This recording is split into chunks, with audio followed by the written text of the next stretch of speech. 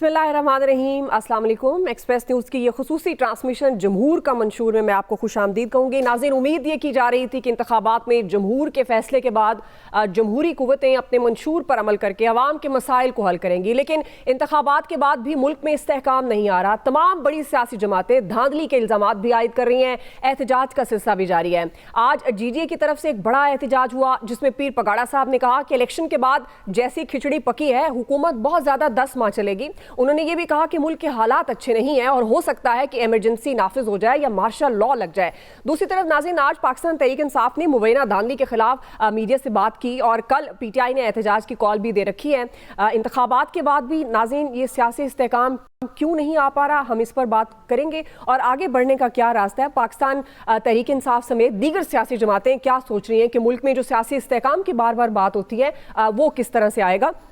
इसी हवाले से सबसे पहले आज अपने प्रोग्राम के इस हिस्से में बात करें। सेनेटर हुमायूं मोहम्मद साहब पाकिस्तान तहरीक इंसाफ की नुमाइंदगी करेंगे, हमारे साथ मौजूद हैं। मैं आपको खुशामदीद कहूँगी हुमायूं साहब। ज़ाहिर है सबसे पहला जो बुनियादी सवाल, अवाम तो ये तवक्कुआत रखे थी इंतखाबात के इस अमल के बाद कि इस्तेहकाम आएगा। ज़ाहिर है सियासी इस्तेहकाम से जुड़ी है हमारी मईशत और वो आपके सामने है जो हालात इस वक्त हमारे मुल्क के अवाम जिसका सामना कर रहे हैं। पाकिस्तान तहरीक इंसाफ क्या सोच रही है, क्योंकि बानी PTI 12 ये बात करते हैं कि अवाम का बड़ा समंदर उनके साथ है और उनके दिल में अवाम का दर्द भी है। लोग आपसे तवक्कुआत उम्मीदें लगाए बैठे हैं। तो आप पाकिस्तान तहरीक इंसाफ क्या सोच रही है? क्या अपोजिशन आपका इंतखाब होगा या आप एक बार फिर एहतजाज की सियासत, सड़कों पर निकलने का सोच रहे हैं? बिस्मिल्लाहिर्रहमानिर्रहीम। देखिए, सबसे पहले जब हम कहते हैं ना कि अवाम का एक जो है ना वो इंतखाबात के बाद अवाम चाहती है कि स्टेबिलिटी आए, अवाम बिल्कुल ये चाहती थी कि स्टेबिलिटी आए। अवाम ने पाकिस्तान तहरीक इंसाफ को इसलिए मैंडेट दिया था 2/3 मेजॉरिटी के साथ कि जिसमें हमारा ये क्लेम है कि हमारे कम से कम एक 70 से 75 सीटें हमसे निकाली गई थी, तो अगर वो हमें मिल जाती तो हम 170 के साथ हम जीत रहे थे और उसके बाद जब हम बाकी चीजें कर लेते तो हम सिंपल मेजॉरिटी बल्कि 2/3 मेजॉरिटी की तरफ हम आराम से कामजन थे और हम बड़ी आराम से ये मतलब आप ये सोच ले कि 21 से 1 सीटें हमारी उधर से होती है सिंध से, तकरीबन 110 115 120 के करीब हमारी, सॉरी 200 के करीब हमारी होती उसमें पंजाब में और अराउंड 170 के करीब हमारी होती इसमें ये फेडरल में और almost touching 42 seats 42 seats in KP।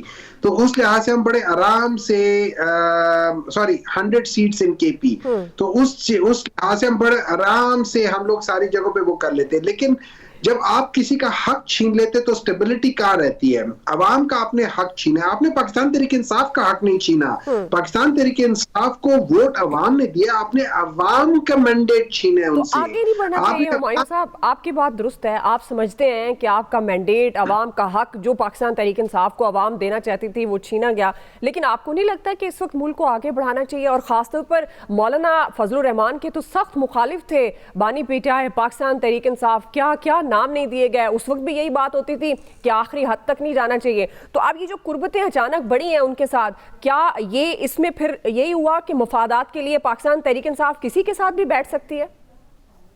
अच्छा, इसमें मफाद क्या है? हम उनके साथ किस चीज के लिए मफाद कर रहे हैं? वो हमें हेल्प किस चीज में कर सकती है? वो ऑब्वियसली हमें हुकूमत में तो हेल्प कर नहीं सकती, वो हमें किसी और चीज में भी हेल्प नहीं कर सकती। जो मफादात की जब बात करते हैं तो इसमें हमारा कोई मफाद नहीं है। हमारा एक डेस्टिनेशन है। डेस्टिनेशन ये है कि पाकिस्तान में जो इलेक्शंस होते हैं उनके अंदर धांधली कराई जाती है और ये बेसिकली जो इलेक्शन कमीशन इसमें हमेशा इन्वॉल्व होता है। तो ये याद रखें, ये चाहे वो 1990 के, चाहे वो 1984 के, चाहे वो 2008 के या 13 के या 18 के या 2024 के जो भी इलेक्शंस है, इसमें दो चीजें कॉमन है, एक धांधली और दूसरा इलेक्शन कमीशन, या उसको आप इन लार्जर ब्रैकेट में आप उस एस्टैब्लिशमेंट भी कह सकते हैं। ठीक है, तो इन सारी चीजों को अगर लेकर करें तो हमें ये धांधली को खत्म करवाना है पाकिस्तान के इलेक्शन से। अगर पाकिस्तान के इलेक्शन से जब धांधली खत्म हो जाएगी तो जो पाकिस्तान में डेमोक्रेटिक मेरिट है वो आना शुरू हो जाएगा। जब डेमोक्रेटिक मेरिट आना शुरू हो जाएगा, लेकिन तो जो भी मेरिट पे मौलाना साहब क्या काम आ सकते हैं आपके धांधली खत्म करने में? और ये जो आप डेस्टिनेशन की बात कर रहे हैं, तो इसमें और कौन कौन सी सियासी जमातें इस डेस्टिनेशन में आपका हिस्सा हो सकती हैं? आने वाले अच्छा देखिए, इस तरह है कि अगर हम इसको डिवाइड कर ले दो हिस्सों में, पूरे इस पॉलिटिकल सिनेरियो को दो हिस्सों में डिवाइड कर ले, एक वो जो कि किसी भी लिहाज से जो इस वक्त इस धांधली के या इस रिगिंग के खिलाफ खड़ी हो रही हैं, और एक वो जो कहती है कि हाँ धांधली हुई है लेकिन they are comfortable with the dhandhli, और वो कहते हैं नहीं हम लोग आगे मिलजुल के खाते पीते हैं या जो भी करते हैं। तो हम इस वक्त जो पॉलिटिकल डिवाइड है वो इस लाइन के राइट और लेफ्ट पर है। राइट पे वो तीन पॉलिटिकल पार्टीज है जिसमें पीएमएलएन, पाकिस्तान पीपल्स पार्टी और एमक्यूएम है, जो those who are comfortable with the dhandhli, और दूसरी तरफ वो सारी पॉलिटिकल जमातें हैं जो कि इस धांधली से कंफर्टेबल नहीं है। तो इस वक्त वो सारी पॉलिटिकल पार्टी जो धांधली से कंफर्टेबल नहीं है, हम उन सबको हम लोग सारे इकट्ठे होके उस एक एजेंडा पे हम लोग इकट्ठे आ रहे हैं। इसमें हम इसमें कोई अलायंस नहीं बना रहे, हम इसमें कोई गवर्नमेंट नहीं बना रहे, हम इसमें कोई चीज नहीं कर रहे, हम उस धांधली के खिलाफ। तो हुमायूं साहब, इसका मतलब है आप ऑपोजिशन की तरफ बढ़ रहे हैं, क्योंकि जाहिर है अगर ये पाकिस्तान पीपल्स पार्टी, पीएमएलएन और एमक्यूएम जिनका आपने खुद जिक्र किया, अगर ये हुकूमत बनाते हैं, जिस तरह की बातें भी हो रही हैं, पीडीएम 2 की एक सिचुएशन जिसमें आप मौलाना साहब निकल गए हैं, लेकिन हुमायूं साहब आप क्या समझते हैं बानी पीटीआई को? जाहिर है आप खुद क्लेम करते हैं कि अभी जो हमें मैंडेट मिला है, तकरीबन 76 नशिस्तें हमसे छीनी गई हैं, जिस तरह से आपके दीगर रहनुमा भी फरमा रहे हैं, तो आपको क्या लगता है इस मैंडेट से बानी पीटीआई बतौर सियासी जमात पाकिस्तान तहरीक-ए-इंसाफ को क्या फायदा हो सकता है? देखिए, इसमें पाकिस्तान तहरीक-ए-इंसाफ को अब आप छोड़ दे फॉर द टाइम बीइंग, ठीक है। हम लोग इस वक्त पाकिस्तान तहरीक-ए-इंसाफ की बात ही नहीं कर रहे, हम लोग इस वक्त अवाम की बात कर रहे हैं। ये डाका अवाम के मैंडेट पर है, ये पाकिस्तान तहरीक-ए-इंसाफ के मैंडेट का कोई मसला नहीं है। देखिए, पाकिस्तान तहरीक-ए-इंसाफ माज़रत के साथ 2018 को भी कहा जाता है आरोज का इंतखाब है, तो उस वक्त भी तो अवाम के हक पर डाका डाला गया, लेकिन उस वक्त तो पाकिस्तान तहरीक-ए-इंसाफ को नहीं लगा कि अवाम का मैंडेट छीना गया। अच्छा, मैं उस पर आ जाता हूं। देखिए, इस तरह है कि अगर हम 2018 का और 2024 के इलेक्शंस को साथ रख ले तो इसमें कॉमननेस है, इसमें दो चीजें कॉमन है, ठीक है। एक, उसमें आरटीएस सिस्टम बैठा था, दूसरा इसमें ईवीएस सिस्टम बैठा है, ठीक है, ईएमएस सिस्टम बैठा है, ये दोनों चीजें बैठी हैं दोनों में। अच्छा, उसमें भी मैंडेट जो था लोगों का वो चेंज किया गया, इसमें भी मैंडेट चेंज किया गया। अब इसमें एक चीज है वो अगेन कॉमन है, इसमें पाकिस्तान तहरीक-ए-इंसाफ के 76 के करीब या 80 सीट्स के करीब जो है ना वो कम की गई है, फ्रॉम 2/3 करके इनको लेस देन सिंपल मेजॉरिटी कर दिया है। वहां पे तकरीबन 25 से 30 सीटें ऐसी थी पाकिस्तान तहरीक-ए-इंसाफ की कि जो कम की गई है, जिसकी बेसिस में पाकिस्तान तहरीक-ए-इंसाफ सिंपल मेजॉरिटी से कम हुई है। अगर आप मैं उसको बात बता देता हूं, जैसे केपी में हुआ था 2013 में, हम लोगों के पास just less than simple majority थी, तो हमें इल्हाक करके क्या था, नेक्स्ट टाइम हमें 2/3 मेजॉरिटी मिली, इस वक्त हमें ओवरवेलमिंग 80% की मेजॉरिटी मिली है, 4/5 मेजॉरिटी मिली है, highest in any political history of Pakistan. तो हमारा ये ख्याल था कि पिछली दफा हमारे साथ वही ज्यादती हुई है जो आज हुई है, इस दफा का स्केल जो है ना, लेकिन वो अब इस वक्त यही बात की जा रही है ना, 2018 का जो इंतखाब था वो आपके लिए मैनेज हुआ, पाकिस्तान तहरीक-ए-इंसाफ के लिए अब जो है वो ये तासुर था कि नवाज शरीफ साहब लाडला है, लाडला प्लस। लेकिन एक सवाल आपसे बड़ा सादा सा हुमायूं साहब, ये बानी पीटीआई, क्योंकि जब आप इदारों को मजबूत करने की बात करते हैं तो बड़ा जरूरी है कि तमाम स्टेक होल्डर्स बशमूल एस्टैब्लिशमेंट आप उनके साथ बैठे। 9 मई का वाकया आपके सामने है, एस्टैब्लिशमेंट के साथ आपके मामलात जिस तरह से हैं वो सामने हैं, तो अभी भी सियासी जमातों की तरफ तो आप रुजू नहीं कर रहे हैं पाकिस्तान तहरीक-ए-इंसाफ, वो अभी भी यही चाहते हैं आप कि हम ताकतवर जो हल्के हैं उनसे बात करें। तो आपको नहीं लगता अगर आप एस्टैब्लिशमेंट का सिस्टम में इन्वॉल्वमेंट नहीं चाहते हैं तो कम से कम आपको तमाम सियासी जमातों के साथ तो चलना पड़ेगा? देखिए, इससे ये है कि अगेन मैं आपको एक और बात बता देता हूँ, let me correct you over there. हमारा पॉइंट ऑफ व्यू ये है कि 2018 का इलेक्शन है उसमें हमारा मैंडेट चुराया गया था, हम लोग उसमें सिंपल मेजॉरिटी के साथ आ रहे थे, हमें वहां पे हमारे पर काट के हमें लेस देन सिंपल मेजॉरिटी में डाल दिया था, जिसकी वजह से हमें मजबूरन एक इल्हाक करके गवर्नमेंट बनानी पड़ी। तो वो बैलेंस ऑफ पावर हमारे हाथ से निकल के एस्टैब्लिशमेंट के हाथ में या जिनके हाथ में चला गया वहां चला गया, ठीक है। अब आ जाती है प्रेजेंट केस सिनारियो। जब आप कहते हैं ना कि हमें इन सब स्टेक होल्डर से करना चाहिए, देखिए एक पॉलिटिकल सिनारियो में जो सबसे बड़ा स्टेक होल्डर है वो तो वोटर है ना, वोटर ने अपनी राय देनी होती, तो सबसे बड़ा वो स्टेक होल्डर है। उससे बड़ा स्टेक होल्डर कोई पॉलिटिकल पार्टी, कोई एस्टैब्लिशमेंट कोई नहीं है। तो हम लोग उस जो सबसे बड़ा स्टेक होल्डर है उसकी बात पे जा रहे हैं। वो आवाम हमें डिक्टेट कर रही है कि आपने ये करना है, आपने ये नहीं करना। वो आवाम हमें कह रही है आपने क्या करना है, क्या नहीं करना। हम उनकी बेसिस पे चल रहे हैं। अच्छा, अब बात आ जाती है कि हम किन किन से बात कर सकते हैं। जैसे मैंने आपको पहले कहा, हम उन पॉलिटिकल पार्टी से बात कर रहे हैं those who are not comfortable with इस रिगिंग प्रोसेस से कंफर्टेबल नहीं है और वो इसके खिलाफ चलिए, आपने ये फार्मूला बना लिया कि जो धांधली, जो समझती हैं जमातें कि धांधली हुई, उनसे आप बात करने को तैयार हैं। जो समझती हैं कि नहीं है वो हुकूमत का हिस्सा बनते हैं। लास्ट मेरा क्वेश्चन ये आप समझते हैं कि आपके साथ अवाम का समंदर है? अवाम, ये आप मेरे सवाल ले लें फिर आप अपना जवाब ये भी दे दीजिएगा और मेरे सवाल का भी। अवाम का समंदर, अवाम का मैंडेट आपके सामने है। तो अगर आप जैसी सियासी जमात इस तरह सड़कों पर एहतजाज करती रही, आप पहले भी असम्बलियों से बाहर निकले, आप समझते हैं कि पाकिस्तान तहरीक इंसाफ के कई रहनुमा ये 12 ऑन रिकॉर्ड कह चुके हैं कि इसका हमें नुकसान हुआ, तो हुमायूं साहब फिर वो अवाम जो आपको वोट देती है, वो अवाम जिसका दर्द है, वो अवाम जिसके मैंडेट के तहफ़्फ़ुज़ के लिए आप सड़कों पर निकलना चाहते हैं, तो उनके मसाइल कौन हल करेगा फिर? देखिए, इसका यह मैं आपको एक चीज समझा देता हूँ। हम लोगों ने ये, हम नहीं कह रहे कि वो पार्टियां जो समझती हैं कि धांधली हुई है और वो पार्टियां जो समझती हैं कि धांधली नहीं है। सब समझते हैं कि धांधली हुई है, हर एक कह रहा है धांधली हुई है। मैंने कहा कि जो इस धांधली के साथ कंफर्टेबल है और जो इस धांधली के साथ कंफर्टेबल नहीं है, मतलब ये है कि वो पॉलिटिकल पार्टीज जो इस धांधली को रोकना चाहती है या इसको रिवर्स करना चाहती है, हम उनके साथ बात करेंगे। लेकिन जो पॉलिटिकल पार्टीज इस धांधली के साथ कंफर्टेबल है और वो कहते हैं कि चलो धांधली हो गई, कोई बात नहीं, आगे जाके हम कर लेंगे, हम उस आइडिया के खिलाफ है। हम समझते हैं कि इस चीज को once and for all address होना चाहिए और ये धांधलियां नहीं होनी चाहिए।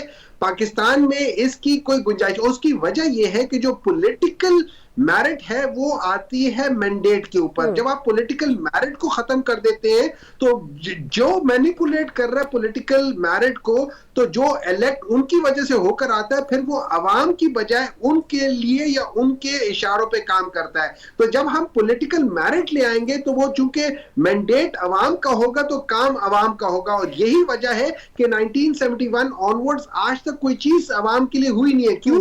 जब 160 लोगों की बजाय आप 80 लोगों वाली पॉलिटिकल पार्टी को इख्तिदार दे दोगे तो यही होगा। जब 1984 में आप नॉन पॉलिटिकल बेसिस पे किसी को इख्तिदार दे दोगे जस्ट बिकॉज के वो आपको बेवकूफ लगता था और अच्छा लगता था, नहीं होगा। जब आप 1990 में एक ऐसी पॉलिटिकल पार्टी जो जीत कर आई थी उसके खिलाफ साजिश करोगे, ठीक है जी, बिल्कुल आप जहाँ तक इदारों की मजबूती की बात कर रहे हैं, बिल्कुल।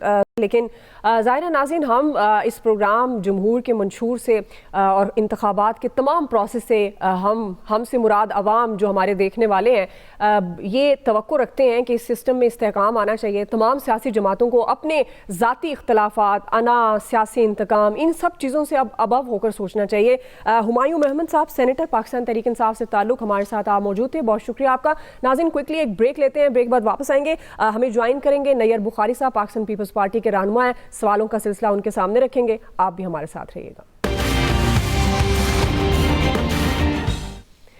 वेलकम बैक नाज़रीन, जमहूर का मंशूर आप देख रहे हैं और ख़ुसूसी तौर पर ये प्रोग्राम इलेक्शन से मुतल्लिक, जहां आवाम को बहुत सारी उम्मीदें थी, इंतखाबात से बहुत सारी तवक्कुआत थी, लेकिन इस वक्त तकरीबन तमाम सियासी जमातें धांधली ज़दा इंतखाबात कह रही हैं 2024 इन इंतखाबात को। तो हम बात ये कर रहे हैं कि हम सियासी इस्तेहकाम, मुआशी इस्तेहकाम की बात करते हैं, तो क्या इस तमाम तर माहौल में जहाँ धांधली का शोर है वहाँ क्या मुमकिन होगा कि सियासी इस्तेहकाम आ पाएगा या नहीं? इस हिस्से में हमें नैयर बुखारी साहब, सीनियर रहनुमा हैं पाकिस्तान पीपल्स पार्टी के, उन्होंने ज्वाइन किया है। बहुत शुक्रिया नैयर बुखारी साहब आपके वक्त के लिए। नैयर बुखारी साहब, मौलाना फजलुर रहमान ने बड़े संगीन इल्ज़ामात लगाए हैं तहरीक अदम एतमाद को लेकर पाकिस्तान पीपल्स पार्टी से मुतालिक। ऑल्दो वो भी कह रहे हैं कि जनरल फैज़ का नाम उन्होंने गलती से ले दिया। तो पाकिस्तान पीपल्स पार्टी का मौक़िफ़ सामने भी है कि आपने तरदीद किया है, लेकिन आप क्या समझते हैं? मौलाना साहब तो खुद सदारत करते रहे हैं उन इजलासों की जहां तहरीक अदम एतमाद की बात हुआ करती थी। नैयर बुखारी साहब। Thank you. ये तो गुजारिश है कि बड़ी बिलेटेड स्टेज और आफ्टर थॉट मुझे ये आर्गूमेंट लग रहा है उनका अगर कोई ऐसी बात थी तो जो वक्त था उस वक्त कौम के सामने रखते। और फिर हम समझते हैं कि अदम एतमाद जो था, पीपल्स पार्टी तो हमेशा कॉन्स्टिट्यूशनल रास्ता अख्तियार करती है, लीगल जो कॉन्स्टिट्यूशनल रास्ता है। हमने 2014 में भी डिफेंड किया कि ये एजुटेशन के जरिए गवर्नमेंट्स रिमूव नहीं होनी चाहिए, और 2022 में भी हमने वो रास्ता अख्तियार किया जो आइन के मुताबिक था। और अगर बल्कि जब ये अदम एतमाद हुआ, हम तो उस वक्त पीडीएम का ऐसा ही नहीं थे। हम तो उससे पहले पीडीएम से निकल चुके थे, या इन्होंने हमें निकाल दिया था। तो ये खुद ही बता सकते हैं, जो इनके साथ ही पीडीएम में बैठे थे वो बता सकते हैं कि पीपल्स पार्टी की तरफ से अपना मौक़िफ़ था कि किसी को भी अगर किसी ऑफिस से रिमूव करना तो जो आईनी और कानूनी तरीका है वही इख्तियार किया। जी नैयर बुखारी साहब, चलें, ये तो मौलाना साहब आज उन्होंने कल बात की और उस पर आपका रद्द-ए-अमल ले लिया। अब अगर हुकूमत साजी के मरहले की तरफ आए तो क्या तय हो रहा है, क्या अंडरस्टैंडिंग, कहाँ तक ये पहुंचा? क्योंकि बिलावल भुट्टो ज़रदारी साहब तो कह चुके हैं वाज़े तौर पर कि हम प्राइम मिनिस्टरशिप, अगर नून लीग प्राइम मिनिस्टर उनका है तो हम उसको ज़ाहिर सपोर्ट करेंगे, लेकिन उस तरह से हुकूमत में उन मामलात में हिस्सेदार नहीं होंगे। तो अब कहाँ तक ये अंडरस्टैंडिंग पहुँची है? कब तक तवक्को की जा सकती है कि मामलात सेटल हो जाएंगे? देखिए, हमारा मौका बड़ा वाज़ेह था। वो एक पीएमएलएन का डेलीगेशन प्रेसिडेंट जरदारी साहब से और चेयरमैन बिलावल साहब से मिलने लाहौर आया, उन्होंने अपनी सपोर्ट मांगी। तो हमने, हमारी क़यादत ने कहा कि हम अपनी सीसी का इजलास बुलाएंगे और उसमें हम डिसाइड करेंगे। और उसमें हमने डिसाइड किया कि क्योंकि हमारे पास नंबर्स उतने नहीं थे कि हम पीएम की स्लॉट के लिए अपने चेयरमैन को कैंडिडेट बनाते, तो चेयरमैन ने कहा कि जी मैं तो कैंडिडेट नहीं हूँ। लेकिन उसके बाद अगर नेक्स्ट नंबर था तो वो पीएमएलएन का था, इस हवाले से क्योंकि उससे एक दिन कबल प्रेसिडेंट साहब ने कहा था कि हम we are open to dialogue with all political party. लेकिन 13 तारीख की जो हमारी मीटिंग 3 बजे थी, उससे पहले ही इमरान खान ने कहा अब तो बात ही नहीं करना चाहते पीपल्स पार्टी। अल्टीमेटली हमारे पास कोई और ऑप्शन नहीं थी सिवाय इसलिए कि सिस्टम को बचाया जाए, इस सिस्टम की कंटिन्यूटी के लिए। और पाकिस्तान जब भी क्राइसिस में गया, पीपल्स पार्टी ने उसको क्राइसिस से निकाला है। लेकिन नैयर बुखारी साहब, अगर जिस तरह आप, इसमें कोई शक नहीं है, पीपल्स पार्टी बहुत सारे मामलात में पाकिस्तान को क्राइसिस में निकालने में आगे आगे रही है। जरदारी साहब के मामले में भी बहुत सारी तवक्कुआत, ख़ासतौर पर जब ये बात की जाती है कि मामला फहमी से हल होने हैं तो उनका सियासी सर्कल में जो है उनका नाम आता है। नैयर बुखारी साहब, ये जो मुल्क में सियासी इंतशार नज़र आ रहा है, अब पीर पगाड़ा साहब, उनका खिताब आपने मुलाहिजा किया होगा, वो कहते हैं कि ये 10 माह से ज़्यादा हुकूमत चलती हुई नज़र नहीं आ रही है। मार्शल लॉ की भी बात कर रहे हैं, इमरजेंसी की भी बात कर रहे हैं। वो तो पाकिस्तान तहरीक इंसाफ के बानी के मामले में कह रहे हैं कि अगर वो चोर हैं तो फिर सब चोर हैं। तो आपके ख्याल में वाकई ये सियासी इंतशार ऐसा है कि हुकूमत बनती चलती हुई नजर नहीं आ रही? ऐसी गवर्नमेंट जो सूरत हाल है, पहले गवर्नमेंट तो बनने दें, तो लेट्स सी जब गवर्नमेंट बन जाएगी, गवर्नमेंट इंस्टॉल हो जाएगी, तो उसको डिलीवर करने का मौका तो दें। अब अगर आप ये समझते हैं कि वो कहते हैं जी इन्होंने पहले तय कर लिया था या इनके इल्म में था कि जी ये इलेक्शन इनके फेयर नहीं होंगे, पेमेंट्स हो चुकी थी जी, फिर पार्टिसिपेट क्यों किया? वो कहते हैं इसलिए किया कि हम इनको बेनकाब करना चाहते थे। कैसे बेनकाब करना चाहते हैं आप? कि आपको पता था तो उस वक्त रुजू करते ना, ईसीपी को इन्फॉर्म करते, सब्सटेंशिएट करते अपने मौकफ को, अपना कोई एविडेंस देते। तो लेकिन अब उस वक्त इस पे थे कि हम शायद जीत जाएं तो ठीक है, अगर हार जाए तो जी धांधली होगी है। लेकिन कंसर्न पीपल्स पार्टी के हैं on the elections particular in province of Sindh, province of Punjab and KP के हमारे कंसर्न हैं। इवन प्रोविंस ऑफ सिंध में भी एमक्यूएम के जो रिजल्ट्स हैं वो हम समझते हैं कि वो according to the wishes of the people नहीं है वो। तो नैयर बुखारी साहब, आप क्या देखते हैं? आप पाकिस्तान तहरीक इंसाफ ने भी कल एहतजाज की कॉल दे दी है, दीगर सियासी जमातें, जमात इस्लामी भी उनके साथ है, पीर पगाड़ा साहब भी जिस तरह से वो भी, जीडीए भी, और सिंध में भी एहतजाज की फ़ज़ा नज़र आ रही है, क्योंकि आप एक सीनियर सियासतदान भी हैं। ये मुल्क इस वक्त मुतहम्मिल नहीं है इन तमाम मामलात का, तो आपको किस तरफ मामलात जाते हुए दिखाई दे रहे हैं? देखिए, बुनियादी बात जो है, not at the cost of the national interest. Agitation जो है वो बिल्कुल हर पॉलिटिकल पार्टी का, हर सिटीजन का हक बनता है, लेकिन हम नहीं समझते कि अगर सिस्टम को डिरेल करने की कोशिश करेगा वो पाकिस्तान को सर्व नहीं करेगा। It will be against in the interest of the national against. सही। तो पाकिस्तान पीपल्स पार्टी इस वक्त क्या सोच रही है? आखिरी क्वेश्चन मेरा आपसे, अगर मौका मिले आप पाकिस्तान तहरीक इंसाफ के साथ मिलकर चल सकेंगे अगर ऐसी सूरत हाल पैदा हो जाती है तो? देखिए, पीपल्स पार्टी का ट्रैक रिकॉर्ड देख लें। हमने हमेशा गुफ्तगू शनीद पे इनसार किया और पीपल्स पार्टी ने हमेशा इनिशिएटिव भी लिया। लेकिन अब अगर कोई एरोगेंस करे या स्टबन एटीट्यूड हो किसी लीडर का जिसने कब्र इस वक्त की कागज में बात ही नहीं करना चाहता, तो उसके बारे में हम क्या कह सकते हैं? सही सही। तो नैयर बुखारी साहब, ये PMLN के साथ भी अब जाहिर है मामलात आपने बड़े कंफ्यूज कर दिए हैं पीपल्स पार्टी ने। आपको क्या लगता है, आईनी ओहदों की बात हो रही है कि अगर वो पीपल्स पार्टी लेती है हुकूमत में उस तरह से हिस्सेदार नहीं होगा, यानी PDM 2 का अगर फॉर्मूला 2 जो नज़र आ रहा है बनता हुआ नज़र आ रहा है, मतलब पीपल्स पार्टी आईनी ओहदों पर होगी लेकिन वैसे वो हुकूमत में नहीं होगी, तो ये आपको नहीं लगता ये कन्फ्यूजन की फ़ज़ा होगी हुकूमत के अंदर? It might be confusion for people like you are talking about. ये क्या बात है? एक सिस्टम है, 169 is a required number in the national assembly, जिसके पास होगी वो PM होगा। अगर हम तो उनको सपोर्ट करेंगे कि वो रन करें गवर्नमेंट को, इस मुल्क को चलाएं वो, लेकिन हमारा अपना राइट मांगा कि हम कॉन्स्टिट्यूशनल पोस्ट में वो हम चाहते हैं कि वो हमें मिलनी चाहिए। बाकी वो इंडिपेंडेंटली गवर्नमेंट रन करें जी, without our interference. Constitutional post जो है वो हमने उसके लिए अपनी कमेटी कॉन्स्टिट्यूट की है, वो उनके साथ नेगोशिएट कर रही है। ठीक है जी, आप समझते हैं कि अभी मामलात ज़ाहिर है नून लीग के साथ तय पा रहे हैं। कमेटी की ये मुलाकातें इस वक्त अब देखना ये है कि पाकिस्तान मुस्लिम लीग नून और पाकिस्तान पीपल्स पार्टी के दरमियान किस हद तक मामलात तय पाते हैं, क्योंकि जो अभी इनिशली इस वक्त बातें हो रही हैं कि वो प्राइम मिनिस्टरशिप को तो सपोर्ट करेंगे लेकिन हुकूमत का उस तरह से हिस्सा नहीं होंगे। नैयर बुखारी पाकिस्तान पीपल्स पार्टी के सीनियर रहनुमा हमारे साथ मौजूद थे। आपके वक्त के लिए बहुत शुक्रिया। नाज़रीन, क्विकली एक ब्रेक ले रहे हैं जी, ब्रेक से वापस आएंगे, यहीं से कंटिन्यू करेंगे, हमारे साथ रहिएगा।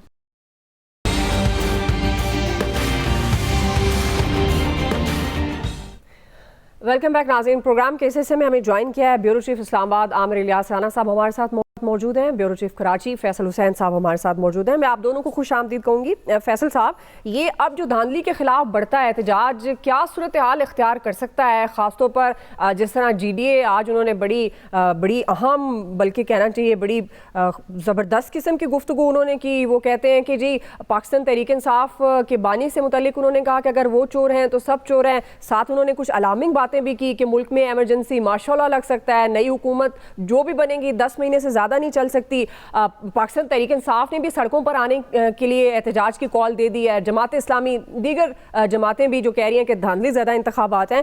तो ये किस तरफ जा रहा है ये सारा मामला फैसल साहब? देखिए, दो बातें। एक तो जो उन्होंने बातें की, गुफ्तगू की, उसमें उन्होंने सिर्फ इमरजेंसी की बात नहीं की, मार्शल की बात नहीं की, बल्कि एक नई बात भी की कि ये पेमेंट हुई है इलेक्शन की। धांधली तो लोग कर ही रहे थे, इन्होंने पेमेंट की बात भी कर दी और पेमेंट भी बताया कि 2.5 महीने पहले हुई है। अच्छा, पीर परगारा साहब जो है ना एक संजीदा सियासतदानों में शुमार होते हैं, नंबर 1। और दूसरी जो ख़ास तरीन बात है पूरे पीर परगारा साहब की, इनके वालिद साहब की भी, कि ये फौज के सिस्टम से बाहर नहीं निकलते। ये हमें कभी भी, और आज भी उन्होंने जो गुफ्तगू की है फौज की, ना सिर्फ उन्होंने तारीफ की है बल्कि कहा है कि हम फौज के शाना बचाना खड़े में। तो अब इनके इल्जामात को जो है वो तमाम इदारों को जो है ना वो संजीदगी से लेना चाहिए। और जो एक अहम बात थी, आज जिस तरह उन्होंने पब्लिक निकाली है, जितनी बड़ी तादाद में आज लोग निकले इस पूरे इंतखाबी अमल में, जो इंतखाबी कैंपेन चल रही थी, उसके बाद जो एहतजाजी तहरीक है उसके हवाले से जो, या जश्न फतह के हवाले से जो इज्तिमात हुए हैं, सबसे बड़ा जो इज्तिमा सिंध के अंदर हुआ है वो ये वाला इज्तिमा था, GDA के तहत हुआ। बिला मुबालगा ता हद निगाह जो है वो लोग ही लोग थे, और बड़ी तादाद जो है वो कल रात से आ गई थी। और इस बात का भी खदशा था कि कहीं पीर साहब ये ना बोलते हैं कि हम जो है यहाँ से उठेंगे नहीं, तो बहुत ज्यादा सूरत हाल खराब हो जाती है। क्योंकि कराची से हैदराबाद और कराची से हैदराबाद और सिंध और पंजाब का जो रास्ता है वो रास्ता दोनों जो है वो ब्लॉक हो गए थे, तो बड़ी तशवीशनाक सूरत हाल हो गई थी। लेकिन पीर साहब ने बड़ी फहम का मुजाहरा किया, सिर्फ पैगाम दिया और उसके बाद जो है इस एहतजाज को, एहतजाजी जलसे को जो है वो खत्म करने का ऐलान कर दिया। दुआ बड़ी हैरत अंगेज बात है जी जी, बहुत कम मौकों पे ऐसा देखा गया। और हमने तो शायद पहले आपके एक्सपर्ट्स प्रोग्राम में भी बात कही थी, इस वक्त हारने वाला तो सीना तान के खड़ा हुआ है लेकिन जो लोग जीते हैं उनके चेहरे पे जो है ना हमें खुशी के आसार नजर नहीं आते। तो उनके चेहरे पर हमको जो है ना फतह के आसार नजर नहीं आते। पीपल्स पार्टी क्या पोजीशन ले रही है? जिस तरह हुकूमत साजी में उन्होंने बड़ी गोलमोल सिचुएशन दी, आईनी ओहदे अपने पास, लेकिन उस तरह से हिस्सेदार नहीं होंगे। लेकिन दूसरी तरफ तासुर ये भी दिया जा रहा है कि दोनों तरफ खेल रहे हैं। बानी पीटीआई इनकार ना करते मुलाकात से तो शायद पीपल्स पार्टी तहरीक इंसाफ के साथ भी जा सकती थी। देखिए, पीपल्स पार्टी की तो इस वक्त जो है ना वो सर पैर सब चीज़ें ना कड़ाई के अंदर है। उनकी जो भी पोजीशन है वो सिंध हुकूमत के बाद शुरू होती है। मगर सिंध की हुकूमत तो मिलनी है और बिल्कुल वाज़ेह अक्सरियत के साथ सिंध की हुकूमत अब जो भी मिलना है वो बोनस है। ये तहरीक इंसाफ के साथ जाते हैं या नून लीग के साथ मिलते हैं, जो भी कुछ भी मिलना है इनका बोनस है। सदर लेते हैं, स्पीकर लेते हैं, वजीर लेते हैं, ये इनका तो बस नहीं, सब कुछ लेंगे। ये पहले मरहले में स्पीकर और सेनेट चेयरमैन सदर की बात करेंगे और अगले महीने में जो है फिर वो जो है वो बाजार से भी पकड़ लेंगे और दूसरी अगला महीना आने में कुछ 4 साल और 5 साल नहीं वो तो ये कहते हैं 10 दिन के बाद ही आ जाएगा। ये कहते हैं हम मुल्क बचा रहे हैं, इस्तेहकाम लाने के लिए कह रहे हैं। पाकिस्तान पीपल्स पार्टी तो कुर्बानियां देती आई है। अल्लाह का शुक्र है कि हमारा पाकिस्तान एक ऐसा मुल्क है जहाँ पे हर आदमी जो है वो मुल्क बचा रहा है। इस मुल्क में सब लोग जो है ना मुल्क बचाने में लगे हुए हैं। जो इस मुल्क का ये हशर पता नहीं किसने कर दिया, इस मुल्क को यहाँ तक पता नहीं किसने बचा दिया। जब इतने लोग मुल्क बचाने में लगे हुए तो फिर इस मुल्क का ये हशर क्यों हो रहा है? यहाँ आदमी हर काम जो है ना वो मुल्क बचाने के लिए ही जो है वो कर रहा होता है। मुल्क को क्या कहते हैं ना तरक्की की राह पे डालने के लिए इस मुल्क में जो है सारे सियासतदान ये तमाम लोग यही काम कर रहे होते हैं। तो इसी तरह हमारे मुल्क बच रहा है, पता नहीं। बहरहाल चलें। आमिर साहब ने भी हमें ज्वाइन कर लिया है। आमिर साहब, किस तरह से देख रहे हैं आप, ये क्या सूरत हाल इख्तियार कर सकता है? 2018, 2013 उससे गुज़श्ता इंतखाबात, तमाम इंतखाबात पर शकूक व शुबात, तहफ़्फ़ुज़ात हमेशा रहे हैं सियासी जमातों को। लेकिन इस दफ़ा जिस तरह की सिचुएशन, तहरीक अदम एतमाद के बाद PDM का 16 माह हुकूमत करना, फिर जिस सूरत हाल में इन इंतखाबात का इनकाद हुआ, अब ये जो बढ़ता हुआ एहतजाज, GDA की मिसाल आपके सामने है। पाकिस्तान तहरीक इंसाफ जीत कर भी समझती है कि उनकी अभी 76 के करीब नशिस्तें हैं, वो अभी उन्होंने निकलवानी है, वो उस तरह से उनके सामने नहीं आई हैं। तो ये आपको क्या लगता है, मामलात किस तरफ जाते हुए दिखाई दे रहे हैं? ये वही मामलात है जो कभी खुशी कभी गम, कभी विफाक में हुकूमत और कभी ना बनाना और उनकी तरफ से ये ऐलान करना कि जी हम तो अब अपोजिशन में बैठेंगे मरकज में, पंजाब में, और ज़ाहिर है KP में हमारी हुकूमत बनेगी। उसने उन सब खुशियों पे फिर औस डाल दिया है जो एहतजाज करने वाले कर रहे थे। लेकिन ये अच्छी बात ये है कि जो पीर साहब पगाड़ा और उनके मुरीदैन ने जो आज सिंध में जलसा किया, उससे सिंध गवर्नमेंट ने कोई रुकावट नहीं डाली। इस एहतजाज पे कथारसिस है एक किस्म का, और ये होना चाहिए। ये कल पूरे पाकिस्तान में PTI कर रही है और उसका भी इसी तरह राइट है कि वो एहतजाज करे कि उनका ये जिस तरह वोट डालने वाले दिन किसी ने किसी को नहीं रोका और शिकायत नहीं आई, तो जो समझते हैं कि उनका वोट चोरी हुआ है और चाहे वो एक दूसरे के खिलाफ कर रहे हो। देखे ना, ANP ने इनकार कर दिया था ना PTI को कि भाई हम तो आपके खिलाफ एहतजाज कर रहे हैं। तो मौलाना फजलुर रहमान किसके खिलाफ एहतजाज कर रहे हैं? सिंध में पीपल्स पार्टी के, और KP में तो वो PTI जीतने वाली है ना उनसे, उनके बारे में हो रहा है। तो ये अच्छी बात ये है कि सियासतदानों में चाहे वो किसी के बुग़्ज़ में आए, वो ये रवादारी आई है कि वो बात कर रहे हैं कि फजलुर रहमान साहब और PTI दोनों कितना आपस में फासला था।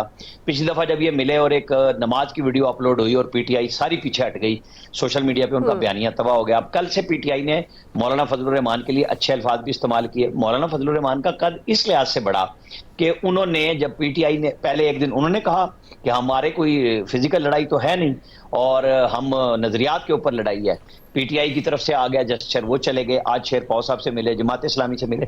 सियासी जमातों को कुछ लो और दो, ये नहीं है कि कुछ लो और दो ये है कि आपने सिर्फ माल पे ही जाना है। आपकी सियासत पे भी होता है कि एक दूसरे के साथ आपके अपने नजरिया। मैं एक और सवाल, इसका किसको फायदा होगा, लेकिन कोई कमेंट करना चाह रहे हैं? फैसल साहब कमेंट कर लीजिए, फिर मैं आमिर साहब सवाल कि किसको फायदा होगा फिर मौलाना साहब और PTI के इत्तेहाद? जी सवाल कर लें आमिर साहब। अच्छा चले, आप कह रहे थे, सवाल पूछ ले आमिर साहब। ठीक है जी आमिर साहब, अब ये आप जो बात कर रहे थे, कह रहा था खाली कि आमिर साहब मुझे मुतमईन नजर आते हैं। अच्छा, इलेक्शन के नतीजे से आमिर साहब तो मुझे मुतमईन नजर आते हैं। आमिर साहब, ये मौलाना और पीटीआई में अगर इत्तेहाद की सूरत बनती है, आप जिस तरह से कह रहे हैं कि ये रवादारी सियासत में होनी चाहिए, डेड लॉक नहीं होना चाहिए, जो कि अनफॉर्चुनेटली पाकिस्तान तहरीक इंसाफ के बानी की तरफ से बहुत ज्यादा हुआ, दीगर सियासी जमातें भी ऑन एंड ऑफ इस तरह का डेड लॉक करती आई, जो रवादारी की हम बात करते हैं, आपके ख्याल में मौलाना और पीटीआई में अगर इत्तेहाद होता है तो फायदा किसको होगा? क्या पाकिस्तान तहरीक इंसाफ फायदा उठाएगी, मौलाना साहब फायदा उठाएंगे? देखें, उससे पहले फैसल साहब ने जो बात कही कि मैं मुतमईन नजर आ रहा हूं, मैंने कोई इलेक्शन थोड़ी लड़ना है। फैसल साहब की तरह मैं किसी पार्टी का नुमाइंदा थोड़ी हूं, मैं कोई जज्बाती थोड़ी होना है। मुझे तो ये है कि जो हालात हैं, हम तो दुआ करते हैं कि तमाम सियासी जमातें एक दूसरे के साथ अपने इख्तलाफात रखते हुए बाहमी रवाबित को बनाएं। जैसे पार्लियामेंट में नजर आना चाहिए, खान साहब ने जो आपने सवाल किया, कभी हाथ नहीं मिलाया किसी से, गुस्से का इजहार किया, और न सिर्फ गुस्से का इजहार किया बल्कि नेशनल सिक्योरिटी की मीटिंग जब बुलाई गई पार्लियामेंट में, उसमें भी वो नहीं आए थे। ये वो चीज है जो खान साहब के समझने की है, उनकी पार्टी के लोग समझते हैं, लेकिन वो कह नहीं सकते। आज जो उन्होंने मीडिया को, इंटरनेशनल मीडिया को बिठा के दिखाया, आपको पता है रऊफ हसन साहब जो उनके सेक्रेटरी इंफॉर्मेशन है, वो बैठे थे और शेर अब्दुल मरबत आए तो वो चले गए उठ के। रऊफ हसन साहब, बैरिस्टर गौहर आपको कहीं इन मुज़ाकरात में नजर नहीं आ रहे। उसके ऊपर एक कहानी आ रही है कि वो कहते हैं मुझे तो खान साहब ने कोई ऐसी बात नहीं कही थी। अच्छा, अब बैरिस्टर गौहर जो एक बड़े सीजन्ड आदमी नजर आए हैं, एक अच्छे लॉयर हैं, पॉलिश्ड नजर आते हैं कि उनके अंदर गुफ्तगू का अपना एक विजन है। अब खुर्रम शेर दमान जो कराची से आए थे, फैसल साहब अच्छी तरह जानते होंगे, उनको उन्होंने बात ही नहीं करने दी, वो वॉकआउट करके चले गए कि जी आप तकरीर ना करें। तो ये जो चीजें हैं वो ये अब आहिस्ता आहिस्ता ठीक होंगी। अल्लाह करे कि वो पीटीआई के विद इन दी पीटीआई भी ठीक हो जाए। और सबके साथ आपको अपनी लड़ाई लड़नी चाहिए, आपको अपना मुकदमा लड़ना चाहिए। मैं यही कह रहा हूं कि आए पार्लियामेंट के अंदर, जैसे वो उन्होंने क्या फायदा हुआ कि असेंबली छोड़ के चले गए कौमी, 2 सूबाई असेंबलियां तोड़ दी और आपको इलेक्शन नहीं मिले। आपको जब ऑफर हुई आपने कहा नहीं मेरी मर्जी ही होगी, मेरी मर्जी होगी, तो फिर 8 फरवरी को आपको लड़ना पड़ा। आपका नैरेटिव जीता, आपको लोगों ने जाके वोट डाला। उसके ऊपर जो धांधली का इल्जाम है, उसके लिए भी पिछली दफा आप किसी के कहने पे या खुद मिल के उनके साथ धरने देने आए थे जब 2014 में, फिर 16 में आए, जब आपके 35 पंक्चर लगाए तो आपने कहा वो पॉलिटिकल बयान था। तो ये बात नहीं होनी चाहिए, बहुत कुछ सीखना चाहिए। जेल में खान साहब कुछ मिक्स मैसेज, बैरिस्टर गौर की वजह से मैं समझा था कि शायद उनको जब वो चेयरमैन बना रहे हैं तो वो एक एस्टैब्लिशमेंट को मैसेज दे रहे हैं, लेकिन अगले दिन जब उनकी सहाफियों से कई अरसे के बाद मुलाकात हुई तो उन्होंने वही फिर एस्टैब्लिशमेंट को सिंगों पे उठाया हुआ था। तो मसला बन जाता है उसके ऊपर के फिर लड़ाई होती है। अब आज सारे मीडिया ने सारे एहतजाज भी दिखाए, सारी प्रेस कॉन्फ्रेंस भी दिखाई, उसके ऊपर भी बहस शुरू हो गई है। आज इजाजत दी गई है जी कैथारसिस हो जाए फलाना। भाई जब भी होगा, जब आप किसी पैरामीटर में बात कर रहे हैं तो आपको कोई नहीं रोकता, ये आपका राइट है। जी फैसल साहब ये तो जाहिर है राइट है, अगर आप पैरामीटर्स के अंदर रहकर बात कर रहे हैं तो डेफिनेट कोई नहीं होता। फैसल साहब होना तो ये चाहिए जब इंतखाबात होते हैं तो 5+5 होना चाहिए, लेकिन अनफॉर्चुनेटली हम 0 से स्टार्ट करते हैं। लेकिन फिर भी फैसल साहब क्या ऐसी वजह है कि हमारी सियासी जमातें सीखती नहीं है? इस वक्त भी आप देखें हालात उसी तरह से हैं, कोई एक साथ मिलकर बैठने को तैयार नहीं है। अगर कहीं पर कोई इत्तेहाद बनता हुआ नजर आ रहा है तो सिर्फ मफादात हैं इनके सामने। सियासी जमातें असल में कमज़ोर भी हैं, हमारा जोर भी सियासी जमातों के ऊपर चलता है। मतलब सियासी जमातों ने जो है वो क्या सीखना है और जो है वो किससे सीखना है। ये इंतखाबी अमल ही तो होता है कि जो सियासी जमातों को सिखाता है। ये इंतखाबी अमल ही होता है जो इन सियासी जमातों के अंदर जो है बुलोगत पैदा करता है। अगर ये सियासी अमल जो है, ये इंतखाबी अमल जो है, ये गंदा हो जाएगा, ये दागदार हो जाएगा, तो इसके असरात क्या आएंगे? सियासी जमातों के सीखने का जो अमल है, जिससे उनमें बुलोगत आनी है, संजीदगी आनी है, मतानत आनी है, फहम आना है, वो उसका रुख तब्दील हो जाएगा, उनको शॉर्टकट मिल जाएगा। भाई ये तो बड़ा आसान रास्ता है इलेक्शन जीतने का, इसमें तो कोई टेंशन ही नहीं है, ये तो बहुत सब कुछ, इसमें तो हर चीज जो है बगैर मेहनत के जो है आपको हासिल हो जाती है। अगर इंतखाबी अमल हमारा शफाफ होगा, इंतखाबी निज़ाम हमारा जो है वो साफ सुथरा होगा, इंतखाबी तो आप समझते नहीं है ये सियासी जमातों की जिम्मेदारी है? इस्लाहात ये किसी भी उसमें लाते नहीं है, तो आपको नहीं लगता कि इसमें सारा कसूर इन्हीं सियासी जमातों का है जो ऑन एंड ऑफ सभी तकरीबन हिस्सेदार रही हैं इक़्तिदार की? ये तो एक ज़मीनी हकीकत है। आज जो सियासी जमातें इस बात पे जश्न मना रही हैं हम जीत गए, ये सारी सियासी जमातें जो हैं वो 2018 में सोग मना रही थी कि हमें हरा दिया गया। जिस तरह इनको हराया गया था इस तरह इनको जिता दिया गया। अगर यही सारी सियासी जमातें 18 और 24 में एक ही मौका पर इख्तियार कर लेती, या 18 में नहीं किया था 24 में कर लेती, तो हमारा 2028 का इलेक्शन जो है वो आलूदा ना होता। आज तो हमने इस तरह इलेक्शन को वेलकम कर रहे हैं, जो प्रेस कॉन्फ्रेंस जिस तरह की जा रही है हम और आप देख रहे हैं, और तो फिर इसका मतलब तो ये कि हमें मुस्तकबिल में भी तैयार रहना चाहिए कि हमें इसी तरह के जो है वो इलेक्शन को जो है फेस करना है। तो ये तो फिर जो हम आपसे मुस्तकिल बात के शिफ्ट है ना, आज जो लोग जिस इस शिफ्ट के ऊपर खुश हो रहे हैं, कल इनकी शिफ्ट खत्म हो जाएगी। कल यही लोग आज जश्न मना रहे हैं, कल जो है मातम कर रहे हैं। जश्न और मातम की जो फजा है। जी जी सही कह रहे हैं आमिर साहब। क्विकली खाली जी जी जी फैसल साहब, वे जश्न और मातम में जो है अवाम पिस रहे हैं ना।